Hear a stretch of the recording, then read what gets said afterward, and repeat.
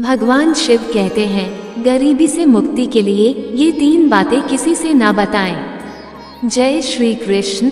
राधे राधे दोस्तों, आज हम आपको एक कथा सुनाने जा रहे हैं जिसे सुनने मात्र से आपके जीवन में सुख, संपत्ति और धन की वर्षा होगी। तो चलिए कथा को प्रारंभ करते हैं। भगवान शिव माता पार्वती से कहते हैं, ये 3 बातें मानव को कभी भी किसी को नहीं बताना चाहिए। जो मानव ये 3 बातें नहीं बताते हैं वो कभी भी गरीब नहीं रहेंगे। फिर माता पार्वती कहती है, हे प्राणनाथ, वो कौन सी 3 बातें हैं जिसे जान लेने से इंसान को कभी भी दुखों का सामना नहीं करना पड़ेगा। फिर भगवान शिव कहते हैं, हे देवी, आज मैं पृथ्वी लोक पर एक सन्यासी का रूप धारण करके ये 3 बातें बताने जा रहा हूँ। कृपया आप इस कहानी को ध्यान से सुने। अगर आप ये कहानी सुन रहे हैं तो पूरा सुने, इस कथा को आधा अधूरा नहीं छोड़ना चाहिए। आप पर भोलेनाथ की कृपा सदैव बनी रहे। भगवान शिव पृथ्वी लोक पर एक सन्यासी के रूप में आते हैं। आज की इस प्यारी सी कहानी की शुरुआत करते हैं। प्राचीन समय की बात है। एक नगर में एक धनवान रहता था। उसके घर में किसी चीज की कोई कमी नहीं थी और उसका व्यापार बहुत अच्छा चल रहा था। उसकी पत्नी भी बहुत खुश रहती थी क्योंकि सेठ हर महीने उसके लिए नए नए गहने खरीदता था और उसे बहुत प्रसन्न रखता था। सेठ के घर के बगीचे में एक वट वृक्ष था। उस वट वृक्ष के नीचे सन्यासी अपना आसन बिछाकर ध्यान किया करते थे। सेठ और सेठानी दोनों सन्यासी की बहुत सेवा करते थे और उसकी देखभाल करते थे क्योंकि वह सन्यासी कई सालों से उस वट वृक्ष में रह रहे थे। सेठ हर रोज सन्यासी को घर का भोजन देते थे और सन्यासी भी उनसे बहुत प्रेम करते थे। भगवान शिव जो सन्यासी थे वह बहुत खुश थे क्योंकि उन्हें किसी चीज के लिए कहीं और नहीं जाना पड़ता था। सेठ और सेठानी हर रोज उनको स्वादिष्ट भोजन खिलाते थे। प्रिय श्रद्धालु, सेठ की पत्नी बहुत ही सरल और भोली स्वभाव की थी। उसकी आदत थी कि वह हर बात बाहर वालों को बता देती थी। एक दिन सेठ की पत्नी ने अपने पति से पूछा, पिया जी, आपका व्यापार कैसा चल रहा है? आप कैसे इतना मुनाफा कमाते हो? अपनी पत्नी का ऐसा सवाल सुनकर सेठ ने सारी बात बता दी। सेठ ने कहा, मैं अनाज का धंधा करता हूँ। मैं चंबल की घाटी से अनाज खरीदता हूँ और उसे महंगे दामों में बेच देता हूँ। प्रिय श्रद्धालुओं, अपने पति की यह बात जानकर सेठानी बहुत प्रसन्न हुई। उसने सोचा, मेरे पति तो बहुत ही बुद्धिमान है। ये बात तो सारे नगर वालों को पता होनी चाहिए कि मेरे पति इतने बुद्धिमान हैं और इतना ज्यादा धन कमाते हैं। प्रिय श्रद्धालुओं, और सेठ की पत्नी ने पूरे नगर में यह बात फैला दी कि उनके पति इस तरीके से पैसा कमाते हैं। अब क्या था, नगर के कुछ लोगों को जब ये पता चलती है कि सेठ किस प्रकार धन अर्जित करता है तो वे सभी भी अनाज का धंधा करने लगे और नगर के बहुत से लोग अनाज का व्यापार करने लगे। सेठ जो पहले कम दाम में अनाज खरीदता था, अब वही अनाज महंगे दामों में बिकने लगा है।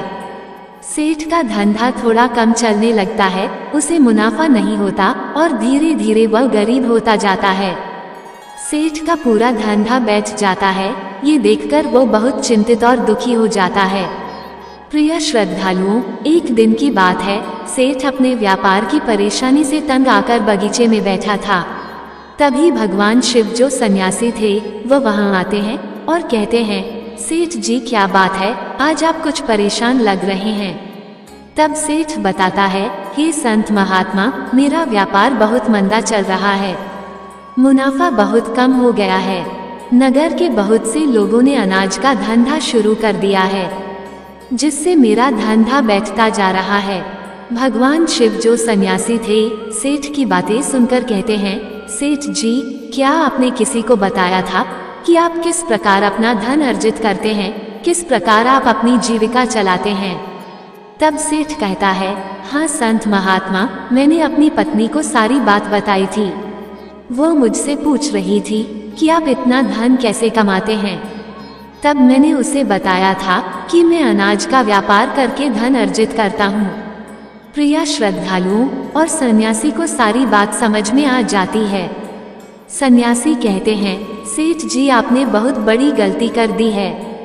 आपको सेठानी जी से यह बातें नहीं करनी चाहिए थी। आज मैं आपको एक कहानी सुनाता हूँ और इस कहानी के माध्यम से बताऊंगा कि चाहे कितने भी करीबी इंसान हो, ये 3 बातें कभी किसी को नहीं बतानी चाहिए। इससे गरीबी आपके आसपास भी नहीं भटकेगी। प्रिय श्रद्धालु, अब सन्यासी जो भगवान शिव थे, वो अपनी कहानी प्रारंभ करते हैं। सन्यासी कहते हैं, सेठ जी, एक समय की बात है।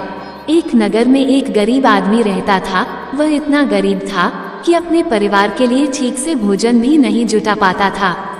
फिर सन्यासी कहते हैं, सेठ जी, गरीबी मनुष्य के लिए एक अपमान भरा दुख था। बिना धन के घर चलाना बहुत मुश्किल था। फिर सन्यासी आगे कहते हैं, सेठ जी, वह गरीब आदमी जैसे कैसे अपने घर वालों का पेट पाल रहा था। कभी उनका भोजन मिल जाता था तो कभी भूखे पेट ही सोना पड़ता था।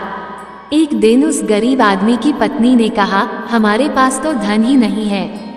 सुबह को खा ले तू, शाम की उम्मीद नहीं है। शाम को खा लिया तो सुबह की उम्मीद नहीं है। फिर ऐसे कब तक चलेगा? मैं जैसे तैसे करके घर चला लूंगी, लेकिन अब धन कमाने के लिए प्रदेश चला जाए। इस प्रकार से हमारे परिवार का गुजारा नहीं चलेगा। मनुष्य के पास चाहे कितना ही धन हो, लेकिन अगर उसके पास कोई काम नहीं है तो वह बेकार होता है।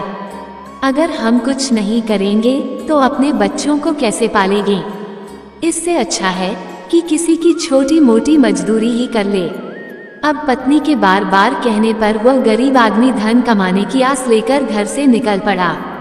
वह जंगलों के रास्ते से प्रदेश के लिए रवाना हुआ। चलते चलते वह जंगल में पहुंच गया। दूर की यात्रा तय करके जा रहा था। बेचारा थक चुका था। तो उसने देखा कि आगे एक छायादार बरगद का पेड़ है। उस पेड़ की लंबी लंबी शाखाएं थीं, उसकी जड़ें जमीन को छू रही थी। शीतल छाया देखकर वह बेचारा गरीब आदमी उस पेड़ के नीचे बैठकर आराम करने लगा। प्रिय श्रद्धालु, सन्यासी आगे कहते हैं, वह गरीब आदमी बरगद के नीचे आराम से लेटा हुआ था। तभी उसने देखा कि कहीं से एक सांप आया और वह सांप इस पेड़ पर चढ़ गया। गरीब आदमी उस सांप को गौर से देख रहा था। सोचने लगा कि यह सांप इस बरगद पर क्यों चल रहा है और अब क्या करेगा। तभी उसने देखा कि उस पेड़ की डाल पर तोता और मैना का घोंसला था।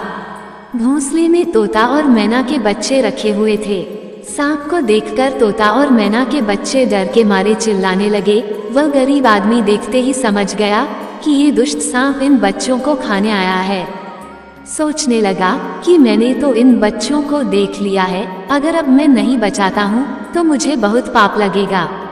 बच्चे तो बच्चे ही होते हैं, चाहे वह इंसान के हो या किसी पक्षी के। बच्चों की हमेशा रक्षा करनी चाहिए। उधर एक सर्प बच्चों के पास पहुँच जाता है। तभी वह गरीब आदमी उठता है और फटाफट बरगद के पेड़ पर चढ़ जाता है। उसने उस सांप को मार गिराया और नीचे फेंक दिया। फिर उसी बरगद के नीचे आकर लेट गया। तोता और मैना के बच्चे अपनी रक्षा करने वाले उस गरीब आदमी को मन ही मन बहुत दुआएं देने लगे। श्रद्धालुओं, इस समय तोता और मैना अपने बच्चों के पास आते हैं। अपने माता पिता को पास आया देख तोता और मैना के बच्चे बहुत खुश होते हैं और उन्हें पूरी घटना बताते हैं कि आज इस वृक्ष के नीचे जो इंसान लेटा है वो हमारे लिए देवदूत बनकर आया है। हमें खाने के लिए एक भयंकर सर्प आया था। इसी इंसान ने उस भयानक सर्प को मारकर हमारे प्राण बचाए हैं। हम इसके ऋणी हो गए हैं। अगर यह इंसान उस सर्प को नहीं मारता तो आज हम घोंसले में जीवित नहीं होते। इसका हम पर बड़ा एहसान हो गया है। अपने बच्चों के मुख से उस मुसाफिर की प्रशंसा सुनकर तोता और मैना बहुत खुश होते हैं। तोता और मैना उस गरीब आदमी के पास पहुंच जाते हैं और कहते हैं, हे मनुष्य, तुमने आज हमारे बच्चों की जान बचाकर हमें अपना ऋणी बना लिया है। आप कौन हो और कहाँ जा रहे हो? तोता और मैना के पूछने पर वो गरीब आदमी कहता है, हे पक्षियों, मैं एक गरीब आदमी हूँ और धन कमाने के लिए प्रदेश जा रहा था। सफर का थका हारा था तो इस बरगद की छाया में बैठकर आराम करने लगा। तब मैंने देखा कि एक दुष्ट सर्प तुम्हारे बच्चों को खाने के लिए तुम्हारे घोंसले के पास जा रहा था। मैंने उसे मार डाला। फिर तोता और मैना बोले, भाई, तुमने हम पर बहुत बड़ा उपकार किया है। संसार में सबसे बड़ी खुशी बच्चों से होती है। बच्चों से अधिक प्रिय तो किसी को कोई नहीं होता। आप भी तो धन कमाने अपने बच्चों के लिए ही जा रहे हैं। अब आपने हमारे बच्चों की जान बचाई है तो हम आपके बच्चों की भूख मिटाना चाहते हैं। तब उन्होंने बताया, हम दोनों तोता और मैना पक्षी है, हम हमेशा कीमती मोती रखते हैं और हमने सुना है कि यह मोती मनुष्यों के लिए बहुत मूल्यवान होते हैं। हम तुम्हें कुछ मोती देते हैं, तुम उन्हें बेचकर बाजार से कुछ खाने पीने का सामान ले आओ और आज से तुम यहीं रहकर हमारे बच्चों की देखभाल करते रहना। हम तुम्हें इसी तरह से रोज ये कीमती मोती लाकर देते रहेंगे। तोता और मैना की बात सुनकर वह गरीब आदमी खुश हो गया। सोचता है कि अगर हमें यही धन मिलेगा तो हम बाहर क्यों जाएंगे। प्रिय श्रद्धालुओं, वह आगे कहता है कि सेठ जी वह गरीब आदमी तोता से कुछ मोती लेकर बाजार गया और अपने खाने पीने का सामान खरीद लाया। उस वृक्ष के नीचे उसने एक झोपड़ी बना ली और वहीं रहने लगा और तोता मैना के बच्चों की देखभाल करने लगा। अब तो तोता और मैना निश्चिंत हो गए, उन्हें उनके बच्चों की रक्षा करने वाला मिल गया था। अब वो निश्चिंत होकर भोजन के लिए सुबह अपने घोंसले से उड़ जाते थे और शाम को लौट कर आते थे। अपने बच्चों को घोंसले में सुरक्षित देखकर वह बहुत खुश होते थे और उस गरीब आदमी का धन्यवाद करते थे और उसे कुछ मोती लाकर देते थे। इस तरह से धीरे धीरे तोता और मैना की नौकरी करते हुए उस गरीब व्यक्ति को 2 महीने बीत गए थे। इधर तोता और मैना के बच्चे भी बड़े हो गए। अब उस गरीब आदमी को अपनी पत्नी और बच्चों की याद आने लगी। एक दिन उसने तोता और मैना से कहा कि हम अपने घर जाना चाहते हैं, पता नहीं हमारी पत्नी और बच्चे कैसे हैं। तब तोता और मैना बोले, हे भाई, अब तुम निश्चिंत होकर अपने घर जाओ और अपने बच्चों के साथ रहो। हमारे बच्चे भी अब उड़ने के काबिल हो गए हैं। अब कोई भय नहीं है, तुम अपनी पत्नी और बच्चों को देखो। कभी तुम्हें हमसे मिलने का मन हो तो इसी स्थान पर आ जाना। श्रद्धालु इतना कहकर तोता और मैना उस गरीब आदमी को ढेर सारे मोती दे देते हैं। अब वह गरीब व्यक्ति उन मोतियों को अपने साथ लेकर अपने घर पहुंच जाता है। उसने वह मोती अपनी पत्नी को दिखाए तो उसकी पत्नी बहुत प्रसन्न हुई। उसने पूछा, पतिदेव, तुम ये कीमती मोती कहाँ से लेकर आए हो? तब उस आदमी ने बताया, हे प्यारी, मैं बीते 2 महीने से एक तोता और मैना की नौकरी कर रहा था। उन्होंने मुझे ये कीमती मोती दिए हैं। यह मोती बहुत कीमती और अनमोल है। इन्हें बेचकर हम अपना घर और बड़ा बनवाएंगे, अपने बच्चों को अच्छे वस्त्र लाकर देंगे और तुम्हारे लिए भी नए नए गहने बनवाएंगे। प्रिय श्रद्धालुओं, भगवान शिव सन्यासी रूप में कहते हैं, सेठ जी, अब वह आदमी उन मोतियों को बेचकर बाजार से अपने घर का सारा जरूरी सामान ले आया और अपना नया घर बनवाने लगा और वह आराम की जिंदगी जीने लगा। प्रिय श्रद्धालुओं, उस नगर के राजा प्रताप सिंह एक अजीब रोग से ग्रसित हो गए। नगर में दूर दूर से बड़े बड़े वैद्य राजा को देखने आए और अपने अपने तरीके से इलाज शुरू कर दिया, लेकिन राजा के स्वास्थ्य में कोई सुधार नहीं हुआ। जब किसी के इलाज से राजा ठीक नहीं हुए तो एक वैद्य ने राजा से कहा, महाराज, आपकी जिंदगी बच सकती है। अगर आपको तोते के बच्चे का मांस मिल जाए तो आप हमेशा के लिए ठीक हो जाएंगे। इस प्रकार वैद्य की बात सुनकर राजा प्रताप सिंह ने अपने राज्य में घोषणा करवा दी कि जो कोई तोता लाकर देगा उसे सोने के सिक्के दिए जाएंगे। प्रिय श्रद्धालु, धीरे धीरे यह बात पूरे राज्य में फैल गई। सब लोग तोते की तलाश में इधर उधर लग गए, पर किसी को भी तोता नहीं मिला। एक दिन गरीब आदमी की स्त्री अपने पड़ोस में कुछ स्त्रियों के साथ बैठकर बात कर रही थी। कुछ घर गृहस्थी की बातें हो रही थी। बातों ही बातों में तोते की चर्चा छिड़ गई। एक स्त्री बोली, बहन, क्या तुम्हें पता है कि राजा साहब ने तोता का बच्चा लाने का आदेश दिया है? तोता लाना कोई आसान काम नहीं है। जब गरीब आदमी की पत्नी ने सुना कि राजा साहब बीमार है और उन्होंने घोषणा की है कि जो कोई उन्हें तोता का बच्चा लाकर देगा उसे सोने के सिक्कों से माला माल कर देंगे। ये सुनकर उस गरीब आदमी की पत्नी ने कहा, अरे बहनों, तोता लाना कौन सी बड़ी बात है। मेरे पति तो 2 महीने तोता और मैना की नौकरी करके आए हैं। वो एक नहीं कई तोता ला सकते हैं। इतना कहने के बाद वह अपने घर चली गई। नगर की स्त्रियों ने उसकी बात सुनी और अपने पतियों से बताई। धीरे धीरे यह बात पूरे नगर में फैल गई। राजा ने भी सुना कि उनके राज्य में एक व्यक्ति है जो तोता और मैना के पास नौकरी करके आया है। राजा ने अपने सैनिकों को आदेश दिया कि उस आदमी को पकड़कर लाओ और उससे कहो कि वह तोता का बच्चा लाकर दे। राजा ने कहा, इसके बदले हम तुम्हें मुंह मांगा इनाम देंगे। ये सुनकर वह आदमी घबरा गया और बोला, महाराज आप मेरे प्राण ले लो, पर मैं आपको तोता का बच्चा लाकर नहीं दे सकता। मैंने तो उनकी जान बचाई थी। एक रक्षक कैसे ये कर सकता है? उसके इनकार करने पर राजा प्रताप सिंह बहुत नाराज हुए और बोले, अगर तुमने हमारी बात नहीं मानी और तोता का बच्चा लाकर नहीं दिया तो हम तुम्हारी पत्नी और बच्चों को मरवा देंगे। प्रिय श्रद्धालु, फिर भगवान शिव रूपी सन्यासी कहते हैं कि मनुष्य सबसे ज्यादा कमजोर तब पड़ता है जब उसके बच्चों की सुरक्षा की बात आती है। ऐसे में वह कुछ भी करने को मजबूर हो जाता है। राजा की बात सुनकर वह गरीब आदमी बहुत घबरा गया। उसने सोचा कि अब मुझे किसी भी तरह तोता का बच्चा लाकर राजा को देना ही होगा। वह घर आया और अपनी पत्नी को डांटने लगा, तुमने ये क्या कर दिया? तुम्हें बिल्कुल भी समझ नहीं है हम क्या करते हैं और कहाँ जाते हैं। तुमने यह बातें नगर की स्त्रियों से क्यों कहीं? धीरे धीरे यह बात राजा प्रताप सिंह तक पहुँच गई। अब बताओ मैं क्या करूं? जिन तोता और मैना ने हमें खाने को भोजन, रहने को नया घर और पहने को अच्छे वस्त्र दिए, मैं उनके साथ गद्दारी कैसे कर सकता हूं? और तुमने यह बात उन महिलाओं को बताकर बहुत बड़ी भूल की है। वो व्यक्ति कहता है कि प्रिय, अपने घर की कुछ बातें दूसरों से कभी नहीं कहनी चाहिए।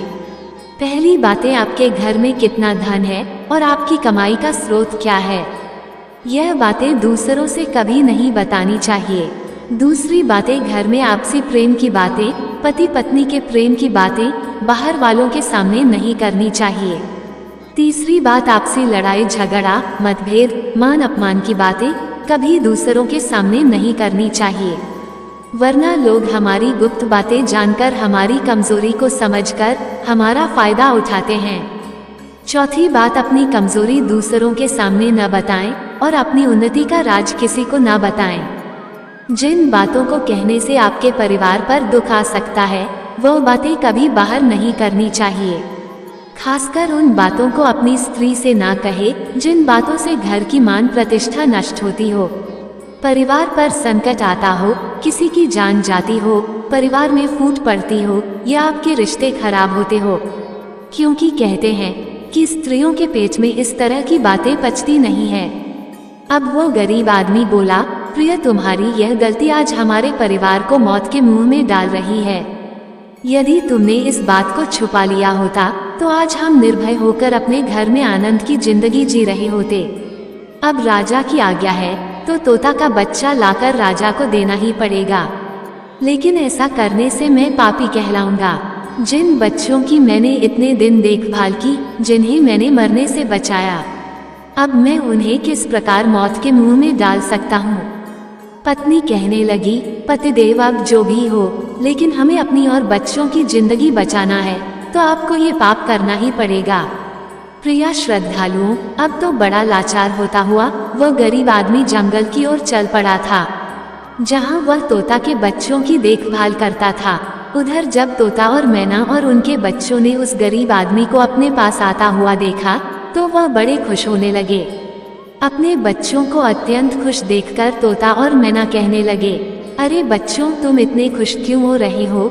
वह तो तुम में से किसी एक को लेने आ रहा है। तुम में से कौन है जो आज उसके साथ जाकर उसकी और उसके बच्चों की जान बचाएगा? फिर तोता कहता है कि बच्चों, लेकिन एक बात याद रखना, तुम में से जो भी उसके साथ जाएगा वो कभी लौटकर नहीं आएगा, वह नगर के राजा का भोजन बन जाएगा। प्रिया श्रद्धालु, तब तोता के बच्चों ने पूछा कि आप ऐसा क्यों कह रहे हैं? तोता बताता है कि बच्चों, यहाँ का राजा बीमार पड़ गया है और वैद्य ने उसे तोता के बच्चे का मांस खाने को कहा है, इसलिए तुम में से किसी एक को वह लेने के लिए आया है। यदि तुम में से कोई उसके साथ जाने को तैयार है तो वह जा सकता है। तभी उनमें से एक बच्चा कहने लगा, हे माता पिता, उस आदमी ने ही हम सबकी जिंदगी बचाई है और आज वो आदमी बहुत बड़ी मुसीबत में है। ऐसे में हमें भी उसकी मदद करनी चाहिए, चाहे हमारी जान ही क्यों ना चली जाए, लेकिन हम उसके साथ जरूर जाएंगे। उधर वह आदमी उस बरगद के वृक्ष के नीचे आता है और तोता मैना से अपना दुख बताता है। तब तोता मैना कहते हैं, हे भाई तुम चिंता ना करो, हमारे बच्चे तुम्हारे साथ जाने के लिए तैयार हैं, तुम इनमें से किसी एक को ले जाओ। श्रद्धालु अब वो गरीब आदमी उनमें से एक तोता के बच्चे को लेकर लौट जाता है और राजा को ले जाकर दे देता है। राजा उस तोते के बच्चे को एक पिंजरे में बंद करता है और अपने नौकर को रखने के लिए कहता है। राजा कहता है कि हम इसे सुबह निकालेंगे और फिर इसके मांस को खा जाएंगे। प्रिय श्रद्धालुओं, अब क्या होता है कि राजा प्रताप सिंह का एक बेटा था जो पशु पक्षियों से बहुत प्रेम करता था। उसे यह नहीं पता था कि यह तोता उसके पिता की खाने के लिए लाया गया है। वह अपने मित्रों के साथ उसी जगह पर खेल रहा था जहां तोते का बच्चा पिंजरे में कैद था। राजकुमार ने जब एक सुंदर तोते को पिंजरे में बंद देखा तो वह उसके साथ खेलने लगा। तभी राजकुमार का एक मित्र कहता है, मित्र तुम इस पक्षी को बाहर निकालो, ये कितना सुंदर तोता है। पिंजरे में इसका रहना बिल्कुल सही नहीं है, हम इसे आजाद कर देते हैं। अपने मित्र की बातें सुनने के बाद राजकुमार ने उस तोते के बच्चे को पिंजरे से बाहर निकाल देता है। जैसे ही वह पिंजरा खोला, तोता का बच्चा आकाश में उड़ जाता है। धीरे धीरे यह बात राजा तक पहुंची कि आपके राजकुमार ने उसे तोते को छोड़ दिया है। अब आपके प्राण बचाना बहुत ही मुश्किल है। ये सुनकर राजा को बहुत गुस्सा आया। उन्होंने तुरंत राजकुमार को बुलाया और गुस्से में कहा, अरे नादान पुत्र, तूने उस तोते के बच्चे को क्यों छोड़ दिया? राजकुमार बहुत घबरा गया और बोला, पिताजी मुझे क्या पता था कि वह उड़ जाएगा, मैं तो उसके साथ खेलना चाहता था। अपने पुत्र की बात सुनकर राजा को और भी गुस्सा आया। उन्होंने उसे नगर से निकालने का आदेश दे दिया। प्रिय श्रद्धालु, अब राजा के सैनिक राजकुमार को नगर की सीमा से बाहर छोड़ देते हैं। उधर वह तोते का बच्चा अपने माता पिता के पास पहुंचता है और उन्हें सारी बात बताता है कि राजा के बेटे ने उसे आजाद कर दिया है।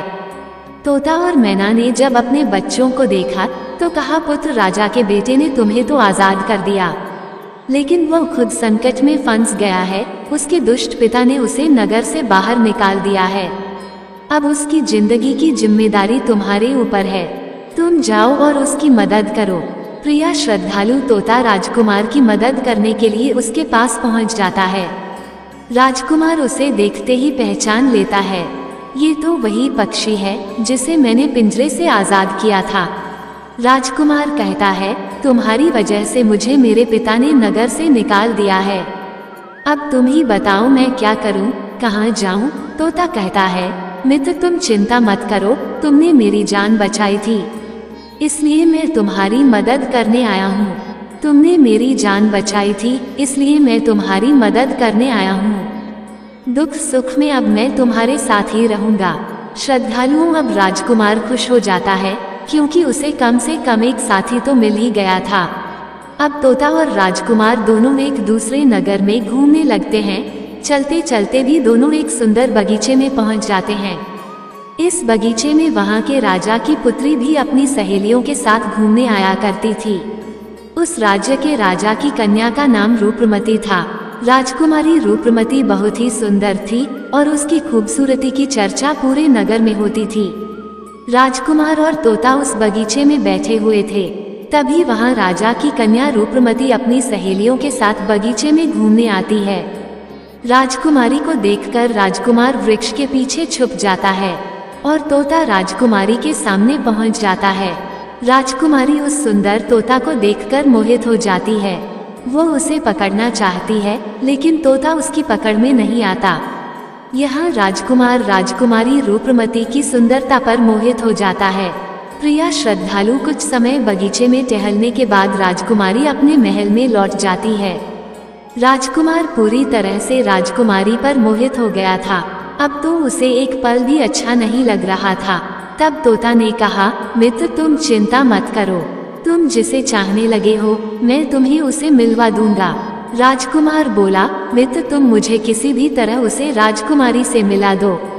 मैं उसके बिना अब रह नहीं पाऊंगा। तोता बोला, मित्र तुम मुझ पर भरोसा रखो, मैं पता लगा कर आता हूँ कि राजकुमारी कहाँ रहती है और तुम उसे कैसे मिल सकते हो।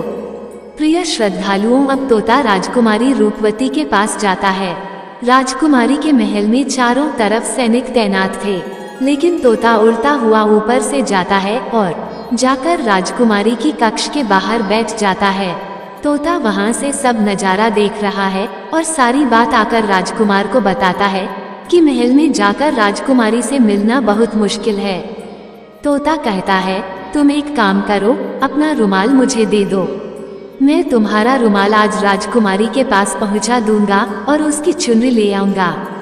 प्रिय श्रद्धालु, अब रात में तोता राजकुमार का रुमाल लेकर राजकुमारी के पास रख आता है और राजकुमारी की चुनरी साथ ले जाता है। सुबह जब राजकुमारी रूपमती जागती है तो देखती है कि उसकी चुनरी गायब है और उसके पास ही कमल रखा हुआ है। राजकुमारी तुरंत समझ जाती है कि रात में कोई पुरुष उसके कक्ष में आया था। उसने देखा कि उसकी चुनरी गायब है और उसकी जगह किसी पुरुष का रुमाल रखा हुआ है। राजकुमारी बहुत व्याकुल हो जाती है और अपने सभी सिपाहियों को सावधान कर देती है। वह सिपाहियों से पूछती है कि रात में उसके पास कौन आया था, लेकिन किसी के पास कोई जवाब नहीं होता।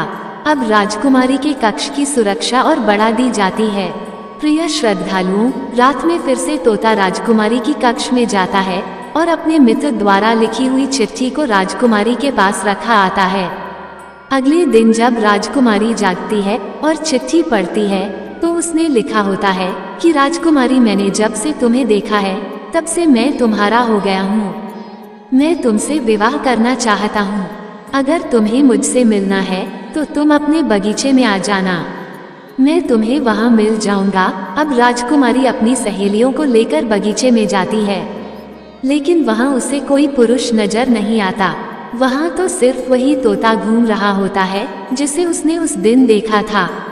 तोता राजकुमारी से कहता है, राजकुमारी, तुम जिसे देख रही हो मैं तुम्हें उससे मिला सकता हूँ, लेकिन पहले तुम मुझे वचन दो कि तुम ये बात अपने पिता से नहीं कहोगी और मेरे मित्र को बंदी नहीं बनाओगी। राजकुमारी ने वचन दिया कि वह उसे बंदी नहीं बनाएगी। मुझे उससे मिलाओ, मैं भी देखना चाहती हूँ कि वह कौन है जो इतनी सख्त पहरे के बावजूद भी मेरे कक्ष में पहुँच गया। तब तोता ने अपने मित्र राजकुमार को बुलाया। श्रद्धालुओं, राजकुमार भी देखने में बहुत सुंदर था। उसकी सूरत देखकर राजकुमारी भी उस पर मोहित हो गई। तब राजकुमार आता है और राजकुमारी के पास बैठकर बड़े ध्यान से उसके सुंदर चेहरे को निहारने लगता है। राजकुमारी ने पूछा, तुम कौन हो और इतने कड़े पहरे के बाद भी तुम मेरे कक्षा तक कैसे पहुंच गए? राजकुमार बोला, प्रिय, जब दिल में प्रेम होता है तो कोई भी कार्य संभव नहीं होता। जब से मैंने तुम्हें देखा है तब से मैं तुम्हें प्रेम करने लगा हूँ और तुमसे विवाह करने की इच्छा रखता हूँ। श्रद्धालुओं, जब राजकुमारी ने पूछा कि तुम कौन हो और कहाँ से आए हो, तब राजकुमार ने अपनी पूरी कहानी उसे सुनाई। राजकुमार की कहानी सुनने के बाद राजकुमारी के मन में उसके लिए सहानुभूति हो गई। अब तो रोजाना राजकुमारी रूपमती उस राजकुमार से मिलने उस बगीचे में आया करती थी।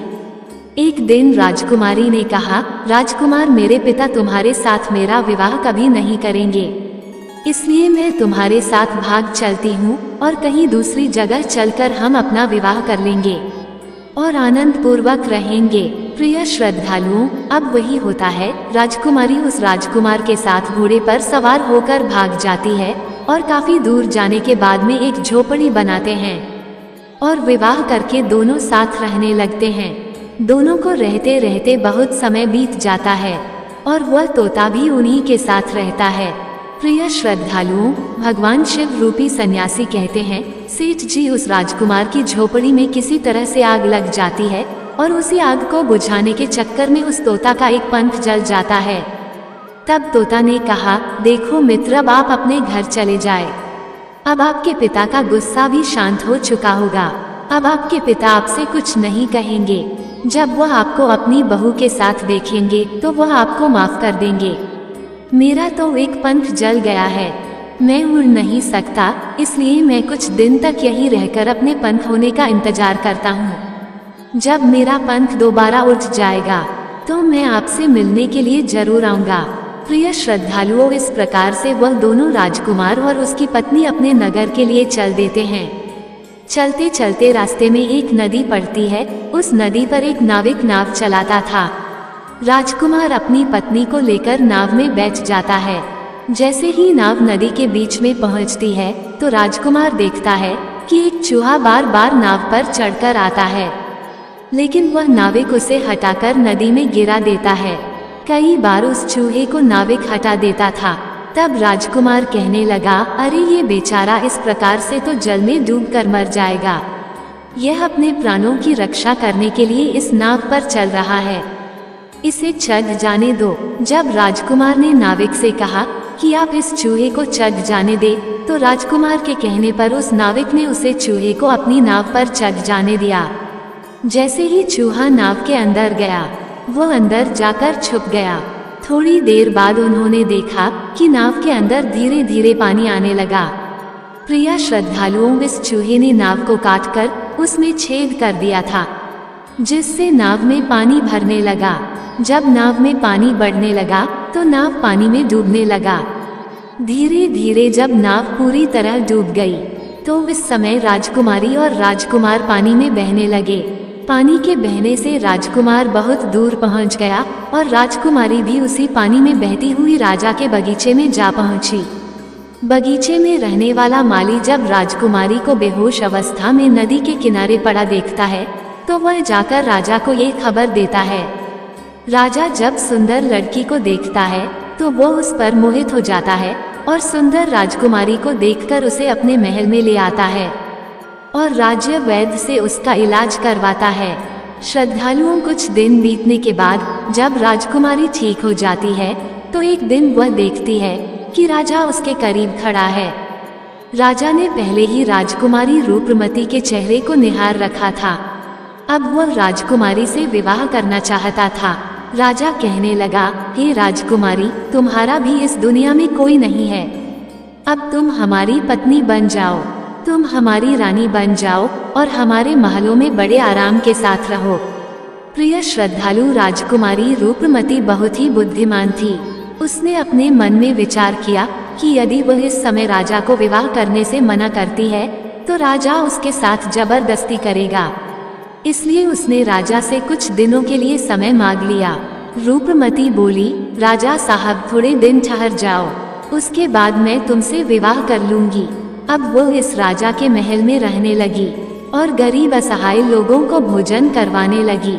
श्रद्धालुओं, उधर अब क्या होता है, उसका जो पति था राजकुमार, जो पानी में बह गया था, वह बेचारा मुसीबत का मारा हुआ इधर उधर घूमता हुआ उसी जगह पर भोजन की तलाश में पहुंच जाता है जहां राजकुमारी गरीबों को भोजन कराती थी।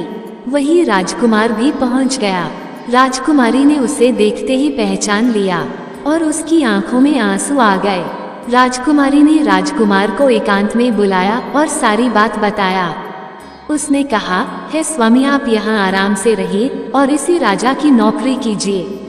जब हमें मौका मिलेगा तब हम यहाँ से भाग चलेंगे। श्रद्धालुओं, राजकुमार उसकी बात से सहमत हो गया और राजा का नौकर बनकर महल में रहने लगा। वह राजकुमारी रूपमती की सहायता करने लगा और गरीबों को भोजन परोसने लगा। लेकिन राजा को यह नहीं पता था कि राजकुमार उसका पति है। राजा तो उसे अपना नौकर समझता था। प्रिय श्रद्धालुओं, इस प्रकार राजकुमारी रूपमती राजकुमार के साथ पक्षियों को दाना चुगाती थी। एक दिन वही तोता राजकुमारी के यहाँ दाना चुगने आया। अब उसके नए पंख निकल आए थे। जब उसने दाना चुगा तो राजकुमार और राजकुमारी को पहचान लिया। राजकुमारी ने तोता को देखा तो उसकी आंखों में आंसू झलक आए। उन्होंने तोता को पूरी कहानी सुनाई कि वो इस प्रकार से यहाँ फंस चुके हैं और राजा को भी नहीं पता कि वो पति पत्नी है।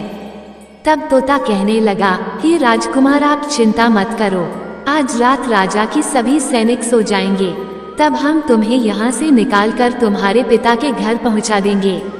प्रिय श्रद्धालुओं, वही हुआ जो होना था। जब रात होती है तो राजा के सभी सिपाही गहरी नींद में सो जाते हैं। जब सभी सैनिक सो गए तो इस समय राजकुमारी और राजकुमार महल से निकल पड़े।